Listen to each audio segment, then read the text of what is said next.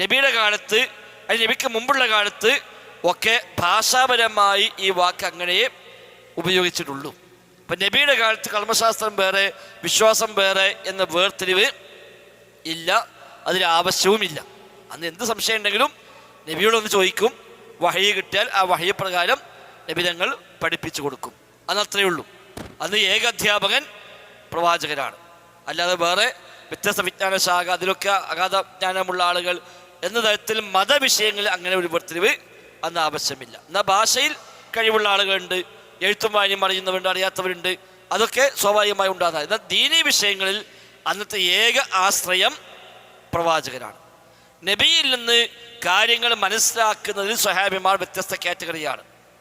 ഇപ്പം നബിയുടെ കൂടെ സദാസമയം സഹവസിച്ച സ്വഹാബിമാരുണ്ട്. നമ്മുടെ ഭാഗത്ത് 25ഓളം സ്വഹാബിമാരെ ചരിത്രം പഠിച്ചു കഴിഞ്ഞു നമ്മുടെ ഹദീസ് ക്ലാസ്സെടുത്തപ്പോൾ. അപ്പോൾ അതിൽ പലരും കർമ്മശാസ്ത്രത്തിൽ അഗാധജ്ഞാനമുള്ളവർ, അതിൽ തന്നെ പിന്നെ അനന്തരാവകാശ സ്വത്തിൻ്റെ നിയമത്തിൽ അഗാധജ്ഞാനമുള്ളവർ എന്നൊക്കെ പ്രത്യേകമായി നമ്മൾ പല പറ്റിയും പറഞ്ഞു. ചില വലിയ ആലിമായെന്ന് പറഞ്ഞു, ചില ഖുർആൻ വ്യാഖ്യാനത്തിന് വലിയ പിന്നെ അങ്ങേയറ്റം വിൽപ്പത്തി നേടിയ ആളുകളായിരുന്നു എന്ന് പറഞ്ഞു. അപ്പോൾ അതൊക്കെ സ്വാഭാവികമായും അങ്ങനെ വന്നിട്ടുണ്ട്. നബീന്ന് ഗ്രഹിച്ചതിൽ ഏറ്റവും വ്യത്യാസമുള്ളവർ ഉണ്ടാകും. എന്നാൽ പിൽക്കാലത്ത് സ്വഹാബത്തിൻ്റെ കാലത്ത് താബീങ്ങളുടെ കാലത്തൊക്കെ വിജ്ഞാന ശാഖകൾ കുറച്ചുകൂടെ വിശാലമാവുകയും ധാരാളം ആളുകൾ ഇസ്ലാമിലേക്ക് കടന്നു വരികയും മുസ്ലിമീങ്ങൾക്ക് പൊതുവെ പുതിയ പുതിയ കുറേ വിഷയങ്ങൾ ഉണ്ടാവുകയും അവിടെയൊക്കെ ദീനീ വിഷയത്തിൽ എന്താണ് കാഴ്ചപ്പാട് എന്ന് പറഞ്ഞു കൊടുക്കാൻ ആവശ്യകത ഉണ്ടാവുകയും ചെയ്തു.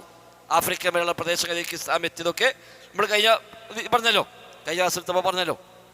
അപ്പോൾ വ്യത്യസ്ത പ്രദേശങ്ങളിലേക്ക് ഇസ്ലാം എത്തി. പ്രത്യേകിച്ച് ഉമർ ഖത്താബിൻ്റെ കാലം, ഉസ്മാൻ അഫ്ഫാൻ്റെ കാലം, അതൊക്കെ ഇറാഖ്, സിറിയ, ബസറ തുടങ്ങി ആഫ്രിക്കൻ രാജ്യങ്ങളിലേക്ക് വരെ ഇസ്ലാം വ്യാപിച്ച കാലഘട്ടമാണതൊക്കെ. അപ്പോൾ അവിടെയൊക്കെ മുസ്ലിമീങ്ങളുണ്ടായി. സ്വാഭാവികമായും പുതിയ പുതിയ മേഖലകളിലേക്ക് അവർക്ക് കടന്നു പോകുന്ന സാഹചര്യമുണ്ടായി. പുതിയ കച്ചവടങ്ങൾ, പുതിയ കൊടുക്കൽ വാങ്ങലുകൾ എല്ലാം ഉണ്ടായി. അവിടെയൊക്കെ ഇസ്ലാമിൻ്റെ നിയമം എന്ത് എന്ന് പറഞ്ഞു കൊടുക്കേണ്ട ആവശ്യം വന്നു. അപ്പോഴാണ് നബിതങ്ങൾ നേരെ പഠിപ്പിച്ച കാര്യത്തിനപ്പുറത്തേക്ക് ചില വിഷയങ്ങൾ ആവശ്യമായി വന്നപ്പോൾ അതിൽ നബിതങ്ങൾ തന്നെ പറഞ്ഞു കൊടുത്ത ചില അസ്ലുകളുണ്ട്. അതായത് ഗവേഷണം ചെയ്ത് കണ്ടെത്താൻ പറ്റുന്ന ഏരിയകൾ. ദീനിലെ മൊത്തം കാര്യങ്ങളെ രണ്ടാക്കി തിരിക്കാം. അതിൽ ചിലത് ഗവേഷണം ചെയ്ത് മനസ്സിലാക്കാൻ പറ്റിയത്, ചിലത് ഗവേഷണം ചെയ്യാൻ പാടില്ലാത്തത്, അങ്ങനെയുണ്ട്. ഇപ്പം ആരാധനാപരമായ കാര്യങ്ങൾ, അതേപോലെ പിന്നെ വിശ്വാസ കാര്യങ്ങൾ, അള്ളാഹുവിനെ കുറിച്ചുള്ള അറിവുകൾ, ദിവസങ്ങളുടെ സ്ഥലങ്ങളുടെ സവിശേഷതകൾ, ഇതൊക്കെ ഗവേഷണം ചെയ്ത് കണ്ടെത്താവുന്ന കാര്യമല്ല. സ്വർഗത്തിലെ കാര്യം, നരകത്തിലെ കാര്യം, അതൊന്നും ഗവേഷണം ചെയ്ത് പറയാൻ പറ്റില്ല. അത് വഹി കിട്ടിയാൽ അറിയിക്കാം. ഇപ്പോൾ ദിവസത്തിന് പ്രത്യേകത ഉണ്ടോ ഇല്ലേ, അത് അല്ല പറയണം. എല്ലാ ദിവസങ്ങളുടെയും സൃഷ്ടാവ് അള്ളയാണ്. ഏതെങ്കിലും ദിവസത്തിന് മഹത്വമുണ്ടെങ്കിൽ അല്ല പഠിപ്പിച്ചു കൊടുക്കണം. ഒരു സ്ഥലത്തിന് സവിശേഷത ഉണ്ടോ ഇല്ലേ, അല്ല പറയണം. അല്ലാത്ത സ്ഥലത്തിന് സവിശേഷത ഇല്ല. അപ്പം അത്തരം വിഷയങ്ങൾ നബിക്ക് ചോദ്യം വന്നാലും നബിതങ്ങൾ പറയുക അല്ലാഹു അഅലം, ഇല്ലാതിരി, അല്ലെങ്കിൽ വഹി കിട്ടുന്നവരെ കാത്തിരിക്കും. അപ്പം നബിയോട് ചോദിച്ചു, അല്ലാഹുവിന് ഏറ്റവും പ്രിയപ്പെട്ട സ്ഥലങ്ങൾ ഏതാണ്?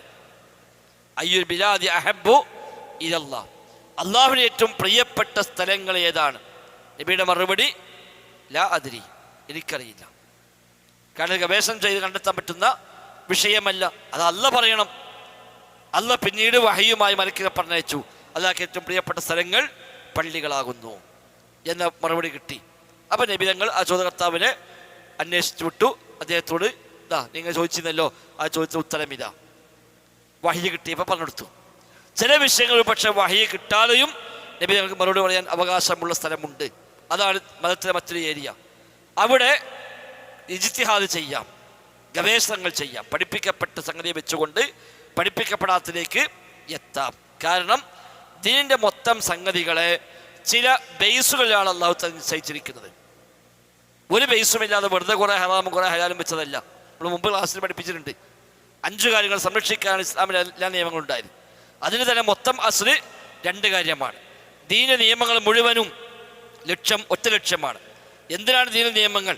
എന്തിനാണ് കുറേ ഹറാമും ഹലാലും കുറേ നിയമങ്ങളൊക്കെ അല്ലാഹു തആല വെച്ചത്? വെറുതെ നമ്മളെ എടുക്കാറാക്കാൻ വേണ്ടി നിയമം വെച്ചതാണോ? ഒരിക്കലുമല്ല.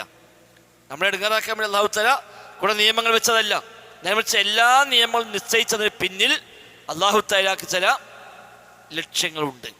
നമ്മുടെ നന്മ, അതാണ് അള്ളാഹുവിൻ്റെ അടിസ്ഥാന ഉദ്ദേശം. അല്ലാതെ മനുഷ്യന്മാർക്ക്, അല്ലാതെ അള്ളാഹ്ക്ക് നിയമം കൊണ്ടൊരു കാര്യമുണ്ടോ? ഇപ്പം നമ്മളാരും മദ്യപിക്കാൻ പാടില്ല, അള്ളാഹ് നിശ്ചയിച്ച നിയമമാണ്. നമ്മൾ മദ്യം കഴിക്കാതിരുന്നാൽ അള്ളാഹ്ക്ക് അത് ലാഭമുണ്ടോ? ഒരു ലാഭമില്ല. മനുഷ്യന്മാരൊക്കെ മദ്യം ഒഴിവാക്കിയാൽ അള്ളാഹ്ക്കൊന്നും കിട്ടാനില്ല. എല്ലാവരും കൂടി മദ്യം കഴിച്ചാലോ അള്ളാഹ്ക്ക് നഷ്ടമില്ല. നഷ്ടമാർക്ക മനുഷ്യന്മാർക്കാണ്, മനുഷ്യർക്കാണ് നഷ്ടം. അപ്പോൾ മനുഷ്യന്മാരുടെ നഷ്ടമില്ലാതാക്കാൻ അല്ലെങ്കിൽ മനുഷ്യന്മാരുടെ നന്മയ്ക്ക് വേണ്ടി ആണ് ഇസ്ലാമിലെ മുഴുവൻ നിയമങ്ങളെയും അല്ലാഹു തആല നിശ്ചയിച്ചത്. അല്ലാത്ത നിയമമില്ല. ഏത് നിയമമാവട്ടെ അടിമകളുടെ മസ്ലഹത്ത്, അതാണ് അടിസ്ഥാന ലക്ഷ്യം. ഇപ്പോൾ പ്രശ്നമാണ് പറയും, ഇതിപ്പോൾ എഴുതാൻ പറ്റുന്ന മസാലിഹുൽ ഇബാദ് ആണ്. മസാലിഹുൽ ഇബാദ് എന്നാണ് പറയുക. മസാലിഹുൽ ഇബാദ്, ദീനിൻ്റെ ലക്ഷ്യം അതാണ്. ഇസ്ലാമിൽ നിയമങ്ങൾ വെച്ചത് ലക്ഷ്യമെന്ത്? ആ ലക്ഷ്യം അടിസ്ഥാനമായി നമുക്ക് പറയാവുന്നത് മസാലിഹുൽ ഇബാദ്, അടിമകളുടെ മസ്ലഹത്തുകൾ.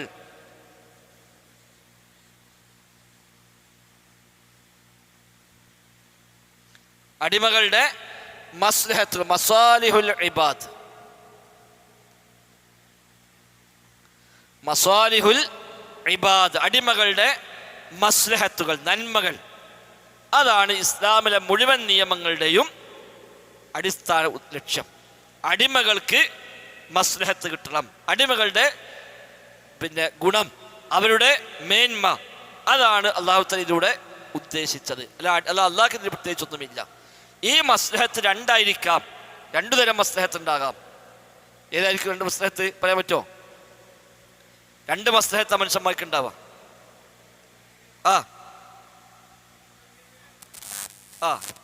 ആരോഗ്യമല്ല, അത് ഇതിന് താഴെ വരുന്നതാണ്. ഒന്ന് ദുന്യവിയായത്, മറ്റൊന്ന് ഉഖ്റവിയായത്.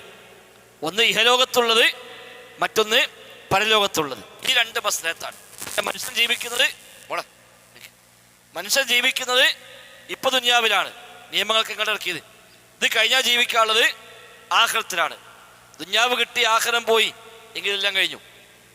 ആഖിറം കിട്ടി ദുന്യാവ് പോയി, നഷ്ടം കുറയും. അപ്പം മസ്ലഹത്ത് പരിഗണിക്കുമ്പോൾ രണ്ട് മസ്ലഹത്ത്, ഒന്ന് അദ്ദുന്യവിയ്യ,